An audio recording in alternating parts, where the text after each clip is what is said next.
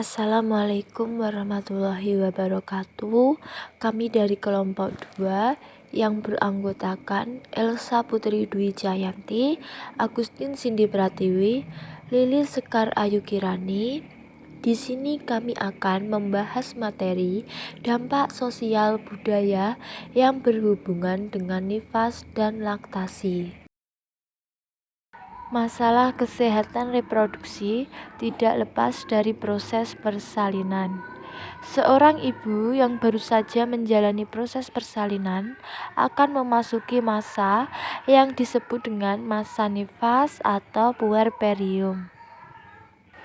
Selanjutnya, sampai saat ini masih banyak ibu bersalin dengan bantuan dukun beranak yang umumnya tidak terlatih secara medis, terutama di daerah terpencil dengan fasilitas layanan kesehatan yang masih sulit dijangkau.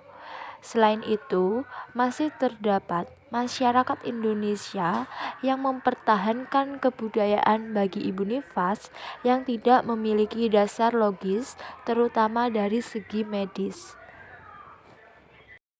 Kemudian, bagi ibu nifas terdapat pantangan atau mitos yang sulit diubah walaupun tidak rasional. Ibu nifas dilarang makan seperti ikan, telur, dan daging supaya jahitan lukanya cepat sembuh.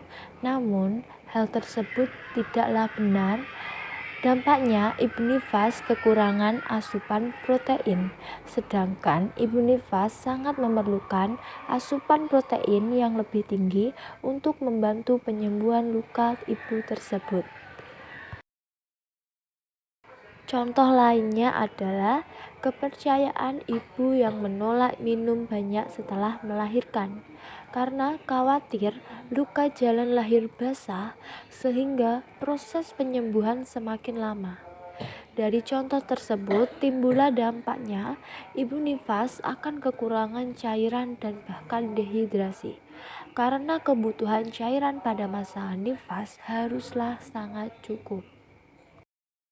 Selanjutnya yaitu budaya nifas tidak hanya mencakup mitos, namun juga tradisi tertentu.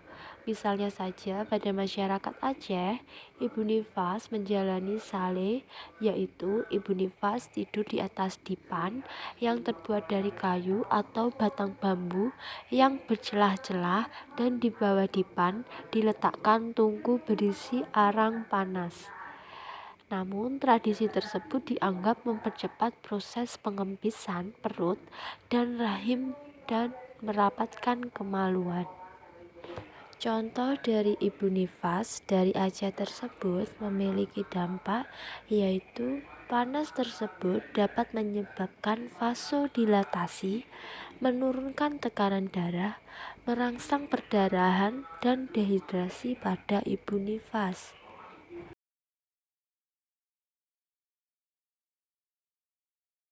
Materi selanjutnya adalah ASI. Di sini kami akan menjelaskan tentang ASI. Yang pertama adalah ASI merupakan makanan yang ideal bagi pertumbuhan neonatus karena sejumlah komponen yang terkandung dalam ASI berfungsi sebagai sumber nutrisi untuk pertumbuhan dan perlindungan pertama terhadap infeksi. Kemudian, permasalahan utama dalam pemberian ASI eksklusif adalah sosial budaya.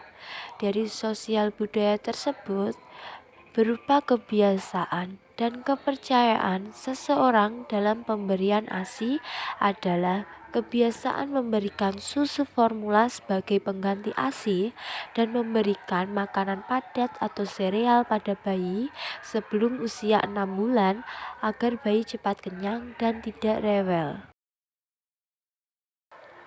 Sedangkan kepercayaan ibu yang tidak mendukung pemberian ASI eksklusif adalah seperti adanya kepercayaan minum wejah atau sejenis minuman dari daun-daunan tertentu dengan keyakinan bahwa ASI akan lebih banyak keluar.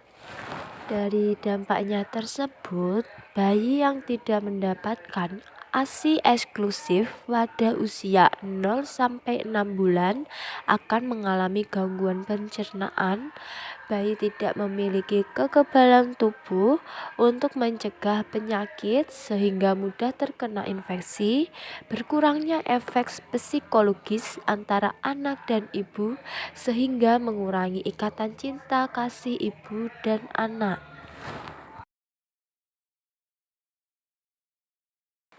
Pada akhir materi kali ini ada kesimpulan, yaitu sangat penting bagi tenaga medis untuk mengkaji pendekatan budaya dalam penanganan kesehatan masyarakat atau karena pengaruh yang besar dari kebudayaan dan adat istiadat dalam kehidupan masyarakat Indonesia.